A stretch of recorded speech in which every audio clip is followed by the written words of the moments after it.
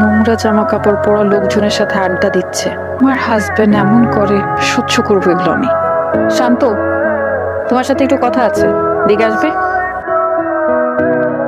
তুমি কি আজকাল ফুটপাতের মতো নোংরা জায়গাতে বসে আড্ডা দেওয়া শুরু করেছো? আজকাল না তো, বহু আগে থেকেই, বুঝ হওয়ার পর থেকেই।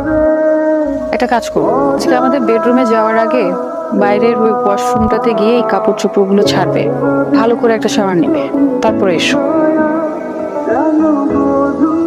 সত্যি কথা বলতে তোমার এইসব জিনিস না আমার সহ্য হচ্ছে না। আমি বেটার ওই পাশের বেডরুমে ঘুমাবো আজকে থেকে।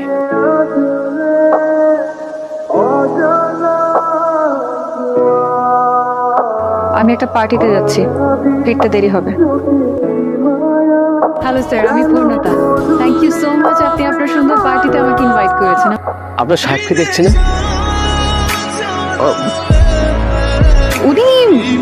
উনি বিজি, দেশের বাইরে গেছে আর কি। হ্যালো এভরিওয়ান, উনি হচ্ছেন পূর্ণতা। হ্যালো। ইয়ং লেডি, ওনার দারুণ একটা আইটি ফার্ম আছে।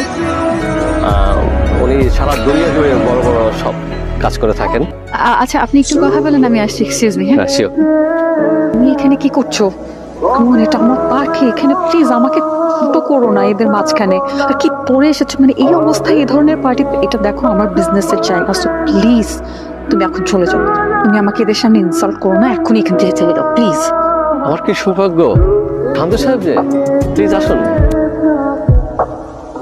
আসছেন, আমি সিরিয়াসলি বিশ্বাস করতে পারছি না।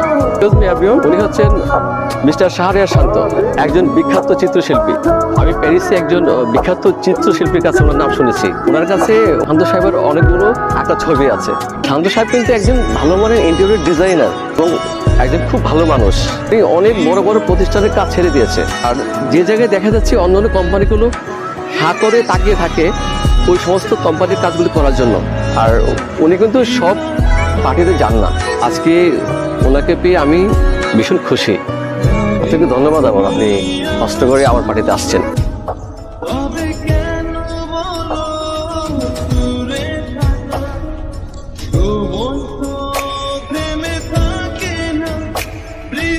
ইন্টেরিয়র ডিজাইনারের সাথে যোগাযোগ করেছেন?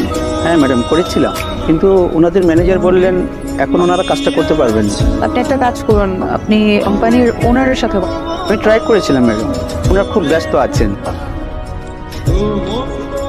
একটা কাজ করুন, আমি কালকে ওনারের সাথে আমার একটা মিটিং সেট করবো। আমি সরাসরি ওনার সাথে গিয়ে কথা বলবো। আই গেস আমি সরাসরি কথা বললে উনি না করতে